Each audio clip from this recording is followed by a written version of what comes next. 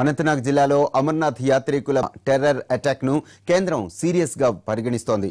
కేంద్ర హోంశాఖ మంత్రి రాజ్నాథ్ సింగ్ నివాసంలో హై లెవెల్ సెక్యూరిటీ సమావేశం జరుగుతోంది. నిన్న అటాక్ జరిగిన తీరును అధికారులు హోంమంత్రికి వివరిస్తున్నారు. అమర్నాథ్ యాత్ర మార్గంలో భద్రతా చర్యలను కూడా సమీక్షించనున్నారు.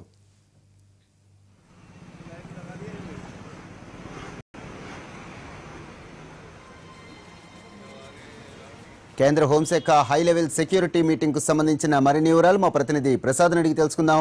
ప్రసాద్, చెప్పండి, హై లెవెల్ మీటింగ్ లో ఏ అంశాలను ముఖ్యంగా పరిగణిస్తున్నారు?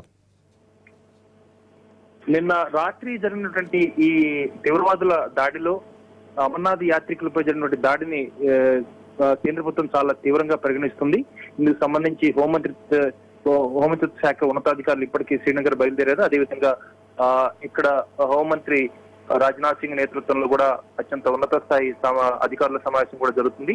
ఈ సమావేశంలో ఇప్పటి వరకు భద్రతా పరంగా తీసుకున్న చర్యలు ఏ మేరకు భద్రతా దళాలు మోహరించడం జరిగింది, ఇంకా ఏదైనా అవసరమైతే ఏ రకంగా ఈ భద్రతా దళాలను తరలించాలి అనే అంశాన్ని ఇక్కడ ఈ రోజు సమీక్షించి దీనిపై నిర్ణయం తీసుకునే అవకాశం ఉంది. ఈ విషయాన్ని చాలా తీవ్రంగా పరిగణించినటువంటి కేంద్ర ప్రభుత్వం ఇప్పటికే రాష్ట్ర ప్రభుత్వంతో కూడా మాట్లాడింది.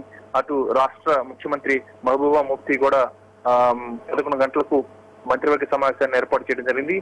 అత్యవసర సమావేశంలో ఉన్న పరిస్థితిని సమీక్షించి తదనంతరం తీసుకోవాల్సిన చర్యలపై కూడా కొన్ని నిర్ణయాలు తీసుకునే అవకాశం ఉంది. అదేవిధంగా జమ్మూ కాశ్మీర్ గవర్నర్ కూడా ఇదే తరహాలో మరొక సమావేశాన్ని ఇటు రాష్ట్ర అధికారులతో కూడా ఒక సమీక్షా సమావేశాన్ని ఏర్పాటు జరిగింది అక్కడ శ్రీనగర్ లో.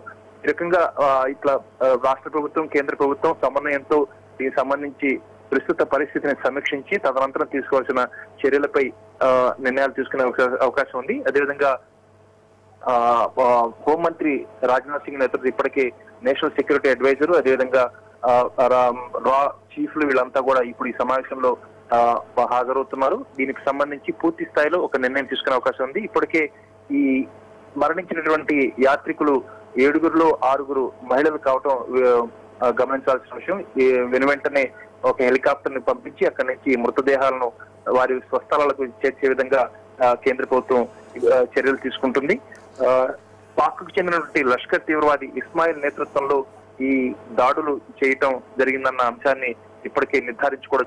దీనికి సంబంధించి ఈ విషయాన్ని చాలా తీవ్రంగా పరిగణించినటువంటి హోంమంత్రి ఒక పక్కన సమీక్ష సమావేశం నిర్వహిస్తుండగా అటు ప్రధానమంత్రి అదేవిధంగా భారతీయ జనతా పార్టీ జాతీయ అధ్యక్షుడు అమిత్ షా కూడా ఈ దాడిలో బయటపడినటువంటి యాత్రికులతో నేరుగా మాట్లాడటం కూడా జరిగింది. వారికి భరోసా ఇవ్వడం జరిగింది. అటు ముఫ్తీ జమ్మూ కాశ్మీర్ ముఖ్యమంత్రి ముఫ్తీ కూడా ఈ జరిగిన తీవ్రవాద ఘటన పట్ల సిగ్గుతో తలవంచుకోవాల్సిన విషయం అని చెప్పి కూడా చాలా ఘాటుగా స్పందించడం జరిగింది. మొత్తానికి ఇటు రాష్ట్ర ప్రభుత్వం అటు కేంద్ర ప్రభుత్వం భద్రతా దళ అధికారులు కూడా చాలా తీవ్రంగా పరిగణలో తీసుకున్న ఈ అంశాన్ని గురించి సమీక్షించి తదనంతరం పగడబందీ చర్యలు తీసుకునేందుకు మరిన్ని కొత్త నిర్ణయాలు కూడా తీసుకునే అవకాశం ఉంది. కొద్ది గంటల పాటు ఆగినటువంటి అమర్నాథ్ యాత్రికుల యొక్క యాత్ర తిరిగి అత్యంత పగడబందీగా రక్షణ దళాల పహరాలో యాత్ర కొనసాగుతున్నట్లుగా తెలుస్తుంది. ప్రసాద్, ప్రస్తుతం అనంతనాగ్ లో పరిస్థితి ఏంటి? బంద్ కొనసాగుతున్నట్లుగా తెలుస్తోంది, హై అలర్ట్ కూడా ఉన్నట్టుగా తెలుస్తోంది. అక్కడ పరిస్థితి ఏంటి?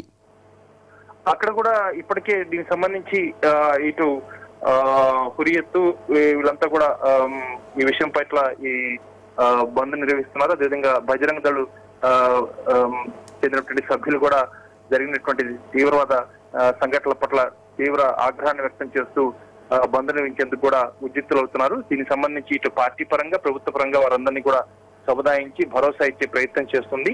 దీనికి సంబంధించి అమర్నాథ్ యాత్ర సజావుగా కొనసాగించేందుకు చర్యలు తీసుకుంటామన్న భరోసాను ఇటు పార్టీ కార్యకర్తలకు అదేవిధంగా ఇతరత్ర సంఘ పరివారు చెందినటువంటి ఇతరత్ర బృందాలకు కూడా ప్రభుత్వ పరంగా అటు పార్టీ పరంగా కూడా భరోసా ఇస్తుంది. ఇటు ప్రభుత్వ పరంగా తీసుకున్న చర్యల గురించి వాళ్ళకు వివరించి దీనికి సంబంధించి ఆందోళన చెందాల్సిన అవసరం లేదన్న అంశాన్ని చెప్పడంతో పాటు తదనంతరమే వెంటనే గ్రౌండ్ లో దీన్ని రియాలిటీ చూపించేందుకు గాను కొన్ని నిర్ణయాలు తీసుకుంటారు. ఇప్పటికే ఉన్నతాధికారులు కూడా శ్రీనగర్ చేరుకుంటారు. వీరంతా కూడా ఈ సమావేశంలో తీసుకున్న చర్యలను అదేవిధంగా గ్రౌండ్ పరంగా ఉన్నటువంటి యాక్చువల్ గా కనపడే అంశాన్ని కూడా వెనువెంటనే కనపడే విధంగా కొన్ని చర్యలు తీసుకునే అవకాశం ఉంది. Right, thank you Prasad.